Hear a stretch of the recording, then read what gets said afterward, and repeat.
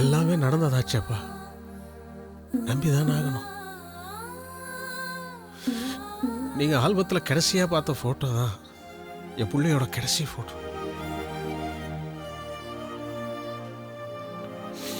அந்த போட்டோ எடுத்த முடிச்ச அடுத்த நிமிஷமே சென்னையிலேருந்து ஃபோன் வந்தது.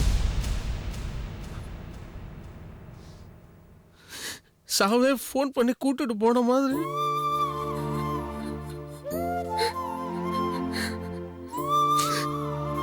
நாங்கெல்லாம் வேண்டாம் வேண்டாம் எவ்வளோ சொல்லியோ கேட்காம போனோம் தான்.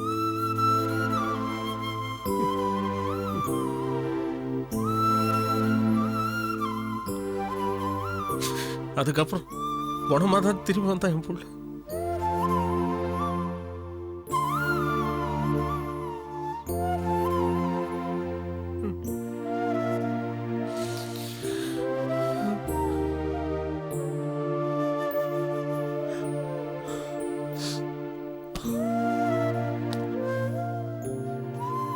மாமா, இது நம்ம ஊர் அம்மன் கோவில் குங்குமம்.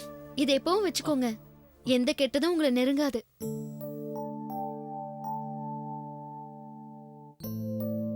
சரி, நான் கிளம்புறேன். சரிப்பா, வர மீனா. என்ன மாமா, நான் பரிசல் தர வரைக்கும் வர வேண்டாமா? மடி, இந்த வெயில்ல நீ எதுக்குமா? வேணும்னா சீனு போயிட்டு வரட்டுமே. போயிட்டு வரட்டும்.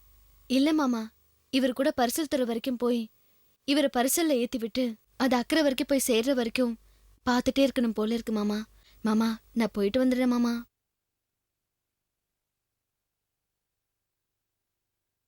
சரிம்மா, போயிட்டு வா. வாங்க மாமா.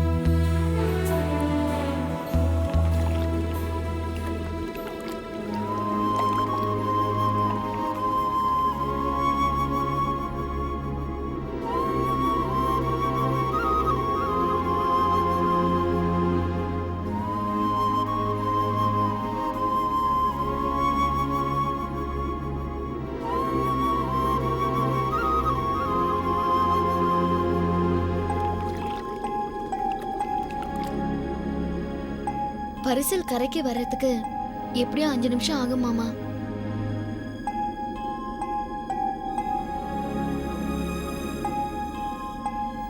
நீங்க என் கழுத்துல தாலி கட்டி முடிச்சதுக்கு அப்புறம் முதலா நமக்குன்னு கிடைச்சிருக்கிற முதல் 5 நிமிஷம் இது.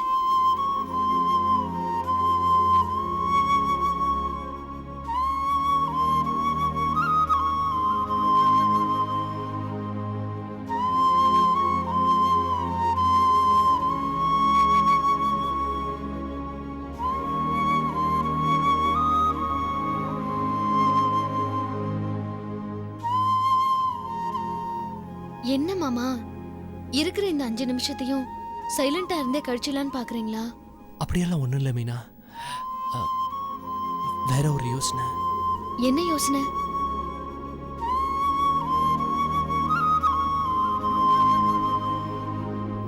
என்னன்னு நான் சொல்லட்டுமா?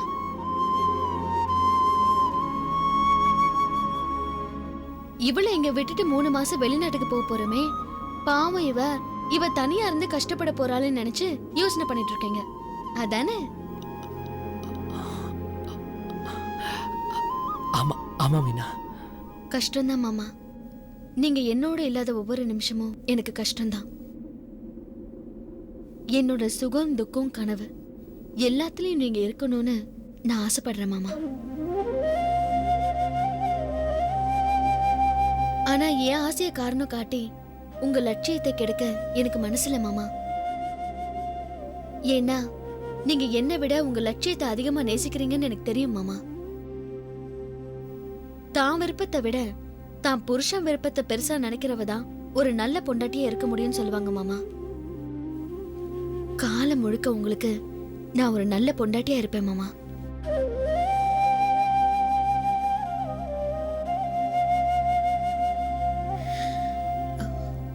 மாமா, பரிசல் வந்தாச்சு, போயிட்டு வாங்க.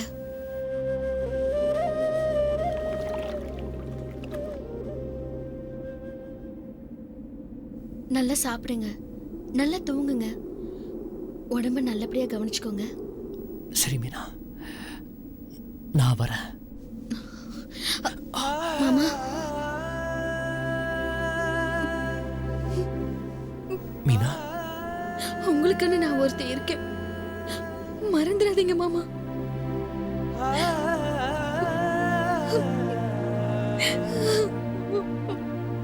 என்ன மீனா இது? இவ்வளவு நேரம் தைரியமா பேசிட்டு போறப்ப கண் கலங்குறிய, கண்ணத்தோட. சாரி மாமா, நம்ம வீட்டு போன் அடிக்கடி அவுட் ஆஃப் ஆர்டர் ஆயிடுது. அதனால ஊருக்கு போனதுக்கு அப்புறம் உங்க அட்ரஸ் எழுதி லெட்டர் போடுங்க, நானும் உங்களுக்கு லெட்டர் போடுறேன். சரியா மாமா? சரி மீனா, நான் வரேன்.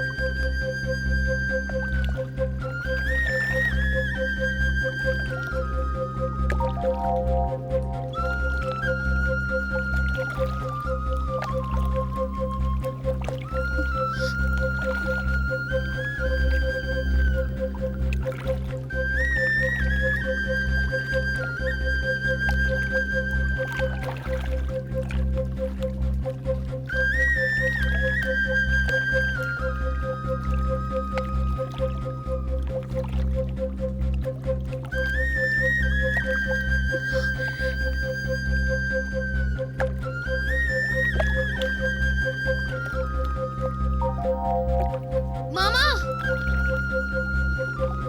3 மாசத்துல வந்துருங்க. வந்துடுறேன்.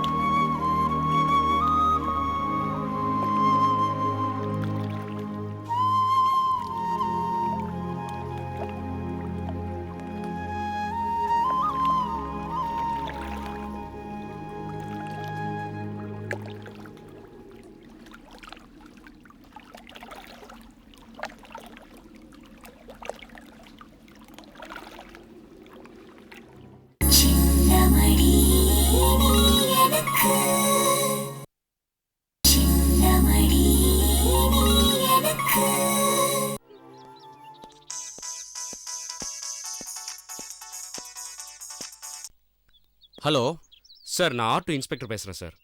சொல்லுங்க சார், சிவா மர்டர் சம்மந்தமாக ஒரு சஸ்பெக்டை தேடிட்டு இருந்தீங்களா சார்? ஆமாம், ரிச்சர்ட். அவன் இப்போ இங்கே லாக்கப்பில் தான் சார் இருக்கான். அப்படியா? பூஜா செராமிக்ஸில் ஒர்க் பண்ணானே அவன் தானே? ஆமாம் சார், அவனே தான் சார். Very good. நான் கிளம்பி உடனே அங்கே வரேன். Okay sir.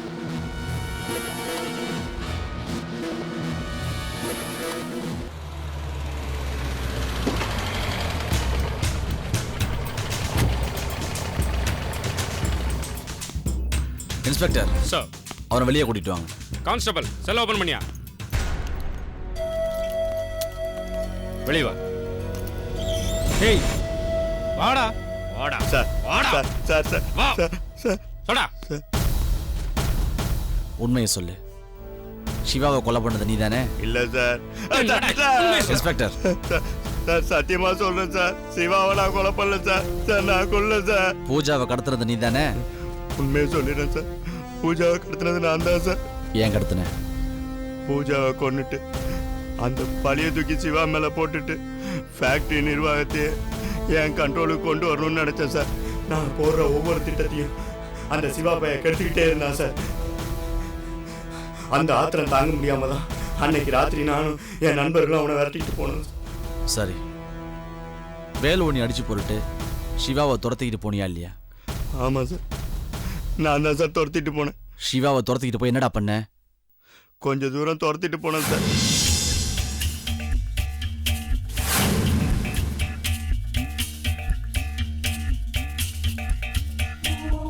அதுக்கப்புறம் அந்த சிவா எங்க போனான்னு தெரியல. அவனை தேடி பார்த்துட்டு நாங்க திரும்ப வந்துட்டோம் சார். ஆனா சிவாவை கொல்லணும்னு சத்தியமா நான் எப்பவுமே நினைச்சதில்லை சார். சார், சிவா இறந்துட்டான்ற விஷயமே நீங்க சொல்லிதான் சார் எனக்கு தெரியும். இன்ஸ்பெக்டர் சார், இவனோட ஃபிங்கர் பிரிண்ட் எடுத்து கத்தியில் இருக்கிற ஃபிங்கர் பிரிண்டோட கம்பேர் பண்ணி பார்க்க சொல்லுங்க. Yes sir. ஃபாரன் சயின்ஸ் டிபார்ட்மெண்ட்ல கொடுக்குற ரிப்போர்ட்டை இருந்து கையோட வாங்கிட்டு வந்துடுங்க. வாங்கிட்டு ஆஃபீஸ்க்கே வந்துடுவேன் சார். வேணாம், நான் ஸ்டேஷனில் வெயிட் பண்ணுறேன். கூட்டிகிட்டு போ. Okay sir. ஏய் நடரா கான்ஸ்டபிள்.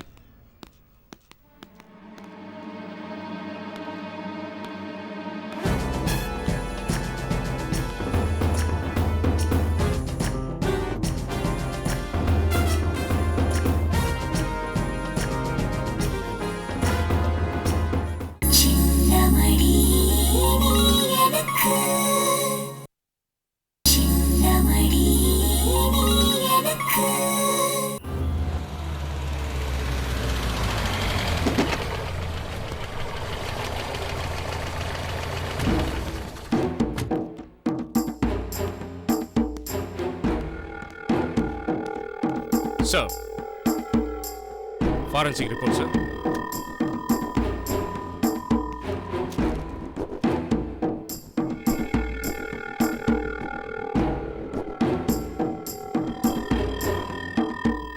இன்ஸ்பெக்டர், கத்தியில் இருக்கிற கைரேகையும் இவன் கைரேகையும் ஒத்து போலன்னு ரிப்போர்ட் வந்திருக்கு. Yes sir. சரி, கத்தியில் இருக்கிற கைரேகையை வச்சு ஃபர்தராக கேஸை ப்ரொசீட் பண்ணுங்க. Okay sir. பூஜா கிட்னாப் கேஸில் இவனு தானே A1 எஃப்ஐஆர் போட்டிருக்கீங்க? Yes sir. இவனை தூக்கி லாக்அப்பில் வைங்க. கான்ஸ்டபிள்.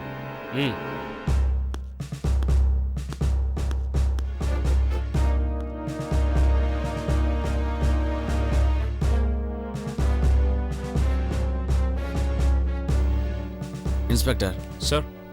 கத்தியில் இருக்கிற கைரேகை பழைய அகிஸ்டுங்களோட கைரேகையில் ஒத்து போதான்னு செக் பண்ணி பாருங்க. Yes sir.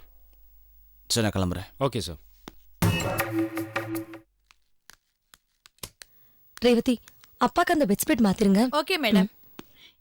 பாரு, மாமாவை டாக்டர் மூர்த்தி வந்து பார்த்தாரா? பார்த்துட்டு போனாரு. இம்ப்ரூவ்மெண்ட் இருக்கிறதா சொல்லியிருக்காரு. வேற ஏதாவது சொன்னாரா? பிசியோதெரபி ட்ரீட்மெண்ட் ஆரம்பிக்க சொன்னாரு. சரி, வாங்க போய் பார்க்கலாம்.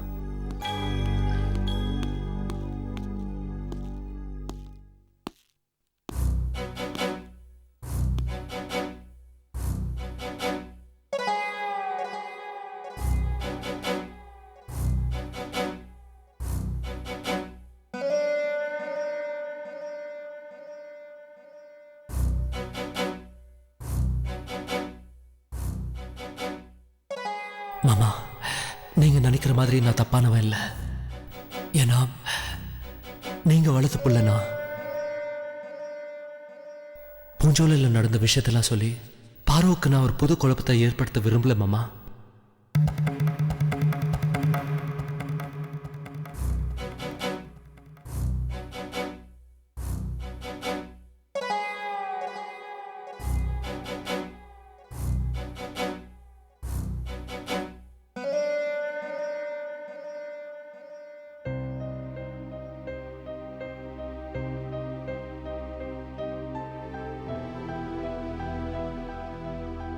ரேவதி, பிசியோதெரபிஸ்ட் ரமணியை வர சொல்லி ட்ரீட்மெண்ட் ஆரம்பிக்க சொல்லுங்க. Okay doctor.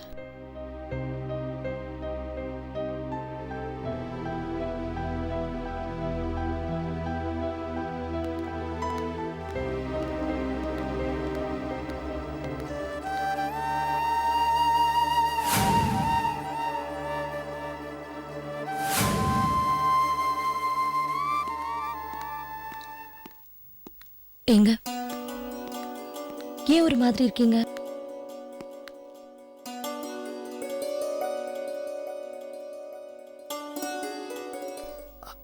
அப்படியெல்லாம் ஒன்றும் இல்லை. பூஞ்சோலைக்கு போயிருந்தேன்னா அதான் கொஞ்சம் டயர்ட் ஆயிட்டேன். வீட்டுக்கு போய் ரெஸ்ட் எடுத்தா மின்னல் ஒளி விழியாலே நெஞ்சை நீ திறந்தா,